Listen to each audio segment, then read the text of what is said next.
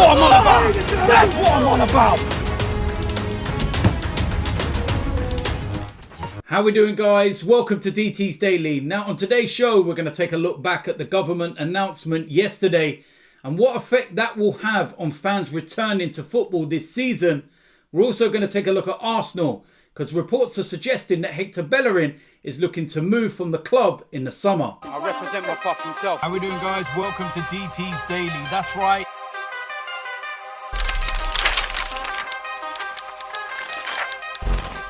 So the first place we're going to start is the news that broke yesterday, and it's news that we all knew was going to be coming out, but we were all sitting eagerly waiting for, and that was Boris Johnson's announcement as to how we are going to start removing from coronavirus restrictions.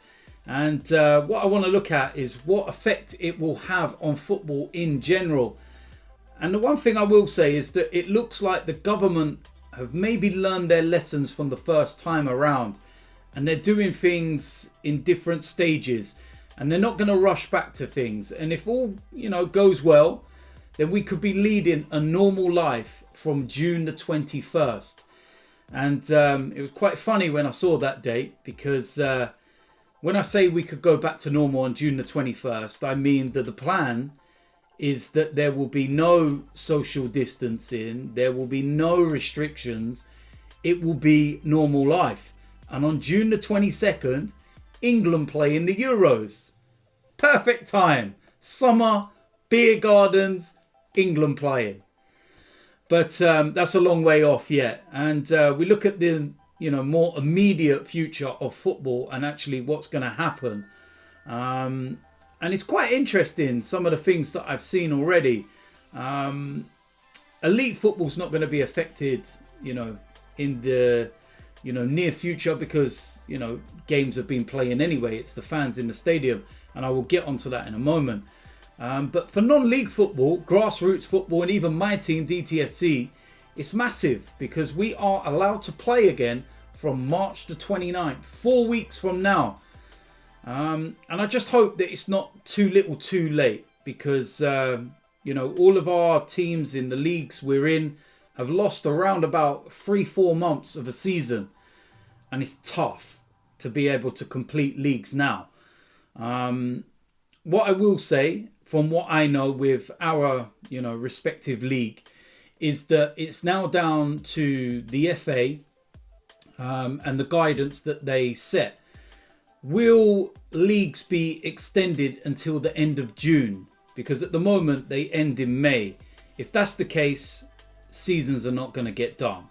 You simply will not be able to play the amount of games needed in the short space of time. If you're given that extra month of June, then I think seasons can get, completed. There are other, factors that you do need to, take into consideration.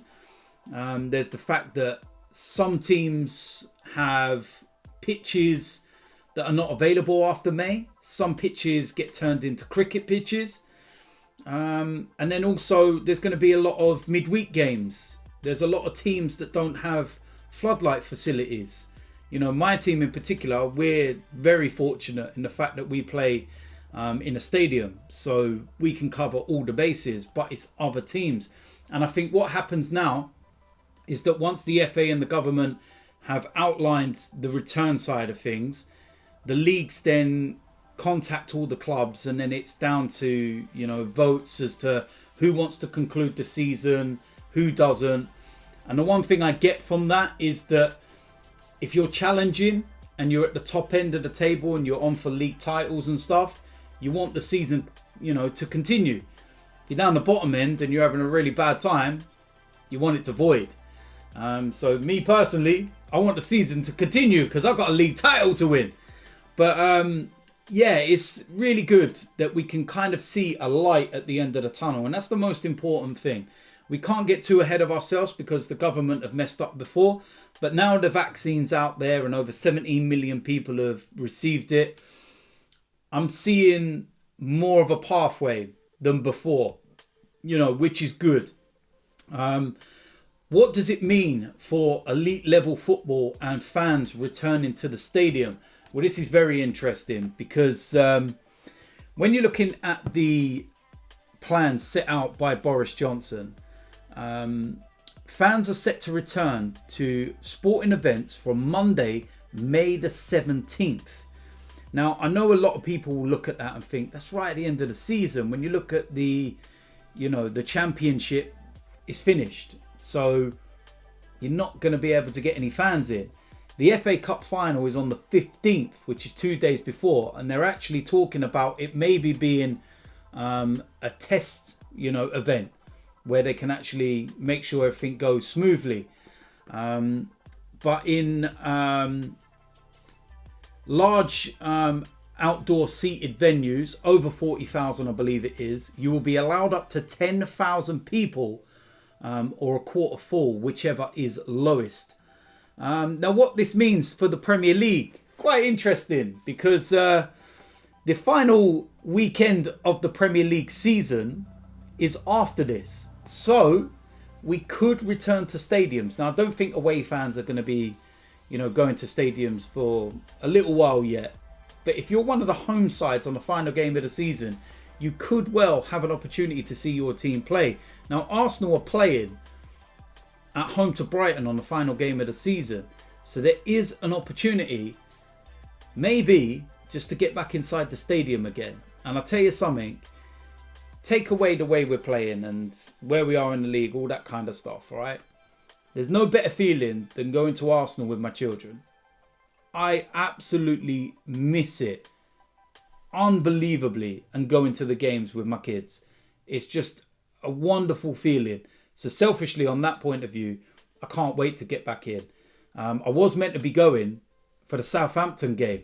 And literally, I think it was the day of the game or something, the restrictions kicked back in and lockdown resumed and we weren't allowed to go. I was that close to going back to the Emirates, and it would have been well over a year since my last game if I get to go to that one. But lucky for me, I'm in the criteria of my season ticket where, I'm eligible.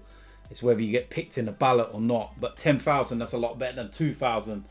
So, we'll wait and see. But it's good in that respect because, we're starting to see a pathway, which I was saying, and that is the most important thing, seeing a pathway and a light at the end of the tunnel, because it's been a tough year for everybody. So hopefully we can start getting back to normal very soon.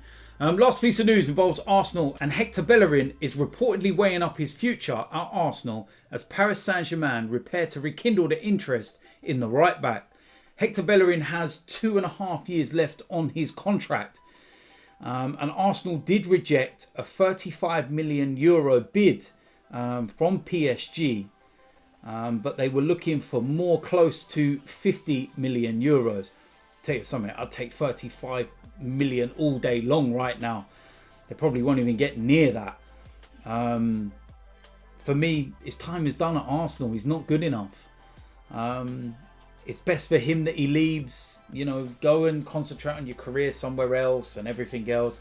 Reports were saying that he's even once turned around and said that he doesn't want to spend the remaining years of his prime at a club in a transitional phase.